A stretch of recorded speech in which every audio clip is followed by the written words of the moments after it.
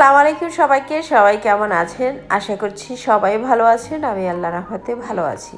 বরাবরের মতো আবারও নতুন একটি রেসিপি নিয়ে আপনাদের মাঝে চলে আসলাম। আশা করছি আজকের এই রেসিপিটিও আপনাদের ভীষণ ভালো লাগবে। যারা চিকেন খেতে পছন্দ করেন আজকের এই রেসিপিটি ফলো করতে পারেন। সিম্পল এবং অনেক টেস্টি। সরাসরি রেসিপিতে চলে যাব। প্রথমে আমি এখানে 4 পিস একটু সাইজটা বড় নিয়েছি, লেগ পিস নিয়েছি। একটু ছোট ছোট করে কেটে নিয়েছি যাতে মশলাটা ভিতরে যায়।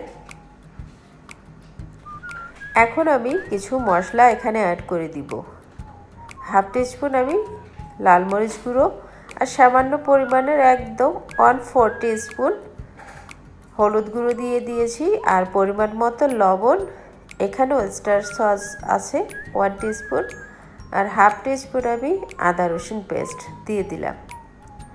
এখানে আমি তন্দুরি মশলা 1 টিস্পুন দিয়ে দিলাম আর দিয়ে দিব half teaspoon orange food colour.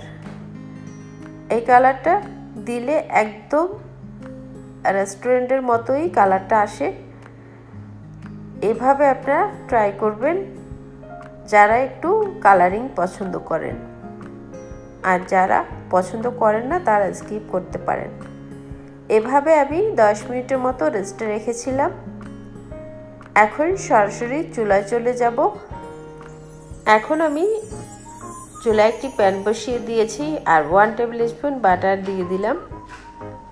আপনারা অয়েল দিয়েও ভাজতে পারেন যদি ইচ্ছে করেন। এখন আমি বাটারটা মেল্ট করে চিকেনগুলো আস্তে আস্তে এখানে দিয়ে দিলাম। চুলার আঁচটা মিডিয়াম টু লোতে রেখে চিকেনগুলো এভাবে ভেজে নিব। কিছুক্ষণ আমি রেস্টে রেখেছিলাম। চিকেনগুলো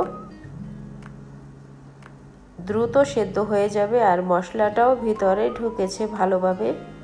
চিকেনগুলো এভাবে কেটে দিলে মশলাটা ভিতরে ভালোভাবে ঢুকতে পারে। এক সাইড হয়ে গেলে আমি এভাবে আস্তে আস্তে অন্য সাইডও উল্টিয়ে দিব।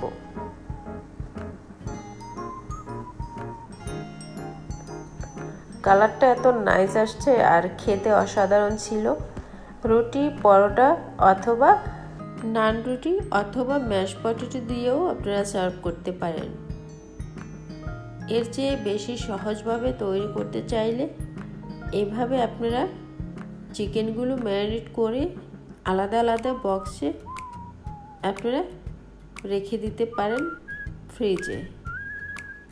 1 দিন 2 দিনের জন্য হলে আপনারা নর্মাল ফ্রিজে রাখতে পারেন, কিছুই হবে না। একটি সার্ভিং ডিশে তুলে নিচ্ছি। একদম ভাজা কমপ্লিট। এবার আমি সার্ভ করে দিচ্ছি। এখন চলে যাব আমি একটি সস তৈরি করার জন্য। এই চিকেনের জন্য এই সসটা আপনারা তৈরি করে দেখুন, এত টেস্টি হয়। যে প্যানটায় আমি চিকেনগুলো ভেজেছি সেখানে দিয়ে দিব হাফ কাপের মতো লিকুইড মিল্ক। এবার এখানে দিয়ে দিব 1 টিস্পুন লেবুর রস। 1 টিস্পুনের মতো আমি টমেটো সস দিয়ে দিলাম। এবার ভালো করে মিক্স করে নিচ্ছি। এখন আমি দিয়ে দিলাম লবণ। লবণটা অবশ্যই দিবেন চেক করে। আর দিয়ে দিব 1 টিস্পুনের মতো বাটার। এখানে আমি দিয়ে দিলাম 1 টিস্পুনের মতো ব্রাউন সুগার। এই সসটা আপনারা তৈরি করে খেয়ে দেখুন, দারুণ একটি সস। এখন আমি উঠিয়ে নিচ্ছি। চিকেন দিয়ে এভাবে লাগিয়ে আপনারা খেতে পারেন, অনেক টেস্টি।